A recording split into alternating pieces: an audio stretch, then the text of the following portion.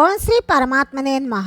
శ్రీమద్ భాగవత సంగ్రహము ఏకాదశ స్కందము. ఈరోజు మనం 7వ భాగం తెలుసుకుంటున్నాము. యదుమహారాజు అడిగిన ప్రశ్నలకు అనేకులైన గురుతుల్యుల నుండి అనేక విషయాలు నేర్చుకున్నానని అవధూత చెప్పటము ఇంకా మనం తెలుసుకుంటాము. 13వది ఏనుగు. ఏనుగు నుండి నేర్చుకున్న పాఠం ఏంటంటే, ఏనుగులను పట్టేవాడు ఒక పెద్ద గోతిని త్రవ్వి దాని పైపైన కొమ్మలు పరిచి అక్కడే ఒక ఆడ ఏనుగు నుంచుతాడు. మగ ఏనుగులు వ్యామోహంలో పడి కన్నుగానక గోతిలో పడి పట్టుబడతాయి. లేకపోతే ఆ ఆడ ఏనుగు గురించి అవి పోట్లాడుకొని చంపుకోవడమో గోతిలో పడటమో చేస్తాయి. అన్ని వ్యామోహాల కంటే స్త్రీ వ్యామోహము అత్యంత ప్రమాదకరం కాబట్టి యోగి స్త్రీ యొక్క బొమ్మను కూడా చూడవద్దని తెలుసుకున్నాను. 14వది తేనెపట్టు. తేనెపట్టు తీసేవాడు. తేనెపట్టును తీసేవాని నుండి నేర్చుకున్నదేమంటే, సద్వినియోగము చేయకుండా దాచిపెట్టబడిన ధనాన్ని తస్కరులను ఆకర్షించి ప్రమాదాన్ని తెచ్చిపెడుతుంది. కాబట్టి సంగ్రహాసక్తిని లోభ ప్రవృత్తిని దరిచేరనివ్వరాదని తెలుసుకున్నాను. ఇక 15 లేడీ నేర్పిన పాఠము. లేడీ నేర్పిన పాఠం ఏమిటంటే, అడవిలో స్వేచ్ఛగా విహరించే లేడీ వేటగాని వాద్యాలకు పరవశించిపోయి పట్టుబడుతుంది. ఆ విధంగా యోగి ముఖ్యముగా స్త్రీలు ప్రదర్శించే నృత్యగానాల చేత ఆకర్షింపబడరాదు అని తెలుసుకున్నాను. మహాయోగి అయిన ఋష్యశృంగుడే స్త్రీల యొక్క నృత్యగానాదికములైన ఆటపాటలకు పరవశుడై తండ్రిని విడిచిపెట్టి వాళ్లతో దూర ప్రదేశానికి వెళ్ళిపోయాడు కదా. అందుకే స్త్రీలు ప్రదర్శించే నృత్యగానాల చేత ఆకర్షింపబడరాదు అని తెలుసుకున్నాను. 16 చేప.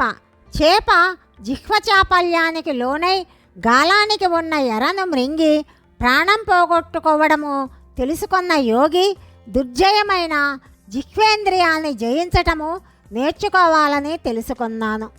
17 పింగళ అనే వేశ్య. పింగళ అనే వేశ్య నుండి ఒక పాఠం నేర్చుకున్నాను.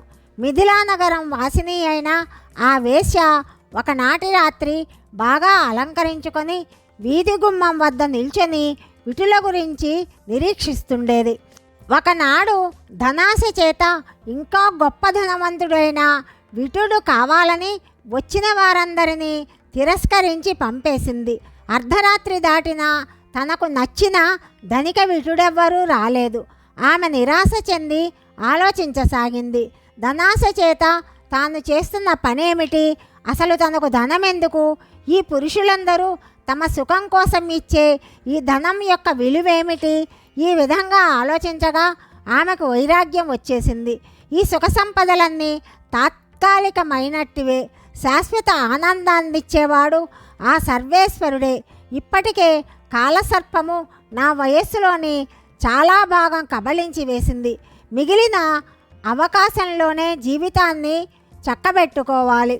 అలా నిశ్చయించుకొని సర్వము త్యజించేసి ఆ సర్వేశ్వరుని పాదాలను ఆశ్రయించింది. ఆమె జీవితం నుండి అతి ఆశ పరమం దుఃఖమని, నైరాశ్యం పరమం సుఖమని తెలుసుకున్నాను. 18వది కురురవము. కురురవము అనే పక్షి. కురురవము అనే పక్షి కొన్ని మాంసపు ముక్కలను తెచ్చుకొని తన గూట్లో దాచుకుంది. వాటిని కాపాడుకోవడానికి నిద్రాహారాలు మాని కూర్చునేది. ఒకనాడు ఆ చెట్టుపైనున్న ఇతర పక్షులు ఎక్కడ ఆహారం దొరకక ఆ కురురం గూటిలో దూరాయి. దానితో పోట్లాడి ఆ మాంసం ముక్కలను ఎత్తుకొని పోయాయి. అప్పటి నుండి ఆ కురురము నిశ్చింతగా ఉండసాగింది. లభించిన దానినే తింటూ ఏమీ దాచుకోకుండా పరమశాంతిని పొందింది. సంగ్రహించుకొని దాచుకోవటము దుఃఖహేతువు. కాబట్టి నాది అంటూ ఏమీ లేని నేను పరమ సుఖశాంతులతో సంతోషంగా ఉండగలుగుతున్నట్లుగా తెలుసుకున్నాను. ఇక 19వది పసిపిల్లవాడి గురించి తెలుసుకున్నాను. ఏ విధమైన మాయా మర్మము తెలియని వాడై ఆనందంగా నవ్వుకుంటూ ఆడుకునే పసిబిడ్డడు నాకు ఆదర్శప్రాయుడు.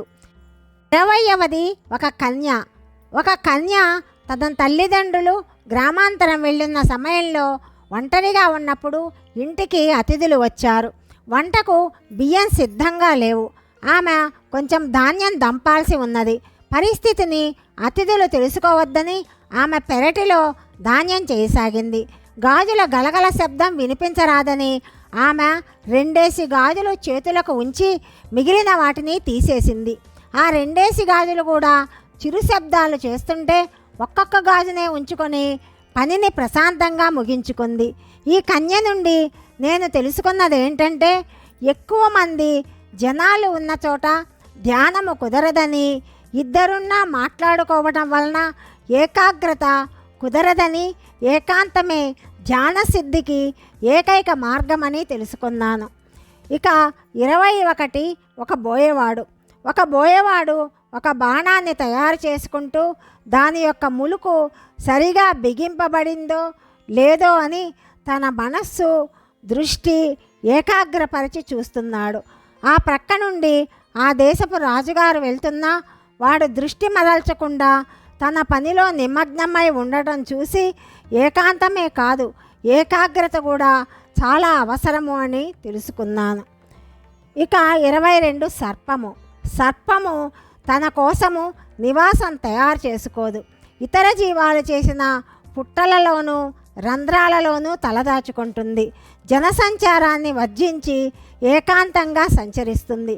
ఆ విధంగానే యోగి జనసమర్థం ఉన్న చోట్ల ఉండరాదని, స్వగృహ నిర్మాణం చేసుకోరాదని, గృహారంభోతి దుఃఖాయ, గృహం కట్టుకుంటే దుఃఖం దాపురిస్తుంది అని సర్పం నుండి నేను తెలుసుకున్నాను. 23 సాలీడు తన దేహము నుండే జిగురు పదార్థాన్ని వెలిగక్కి సన్నని దారాలుగా తీసి సుందరమైన పట్లుగా చేస్తుంది.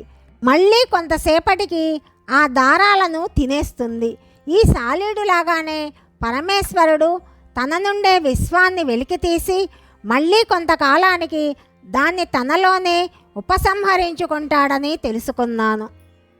24 కందిరీగ గోడ మీద మట్టిగూడును కడుతుంది. దానిలో ఒక చిన్న పురుగును పెడుతుంది. దానిని తన మొనతోటి కుడుతూ నిరంతరము జూంకారం చేస్తూ ఉంటుంది. దానివలన ఆ మట్టిగూడులో ఉన్న పురుగు భయం చేత కందిరీగలాగా మారిపోతుంది. భ్రమర కీటక న్యాయము అంటారు. ప్రేమచే కానీ, దేశంచే కానీ, భయంచే కానీ నిరంతరము భగవంతుని గురించి స్మరిస్తూ ఉంటే భగవంతుని సారూప్యము పొందవచ్చని కందిరీగ నుండి తెలుసుకున్నాను. ఇంతేకాకుండా నా శరీరం నుండి కూడా కొన్ని పాఠాలు నేను నేర్చుకున్నాను. నాది అనుకున్న ఈ శరీరము అగ్నికి ఆహుతవుతుంది, లేకపోతే ఇతర జీవాలకు ఆహారం అవుతుంది. సృష్టికర్త అనేక రకాల జీవరాశులను సృష్టించి సంతృష్టి చెందక ఈ మానవ జాతిని సృష్టించి జ్ఞాన సముపార్జన చేయడానికి, తనను తెలుసుకోవడానికి వారికి బుద్ధిని ప్రసాదించాడు. కానీ బహు కొద్ది మంది మాత్రమే బుద్ధిని సద్వినియోగపరుచుకుంటున్నారు.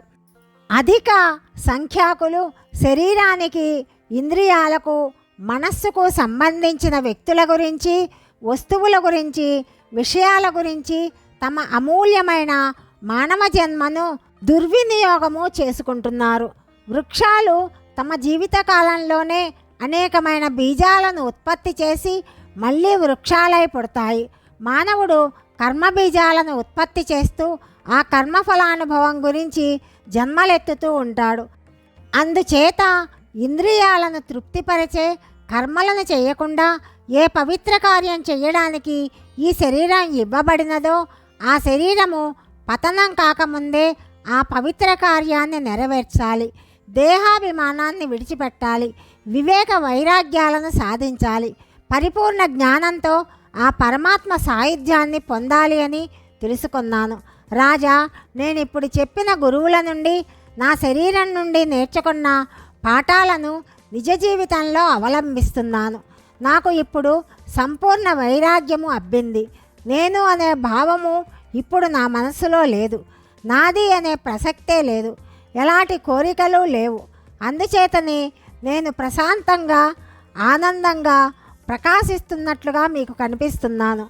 ఆ విధంగా చెప్పిన దత్తాత్రేయ అవధూత సంగరహితుడై సమచిత్తాన్ని సాధించాడు అని శ్రీకృష్ణుడు ఉద్ధవునకు చెప్పాడు.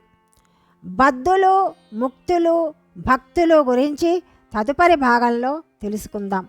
సర్వం శ్రీకృష్ణార్పణమస్తు.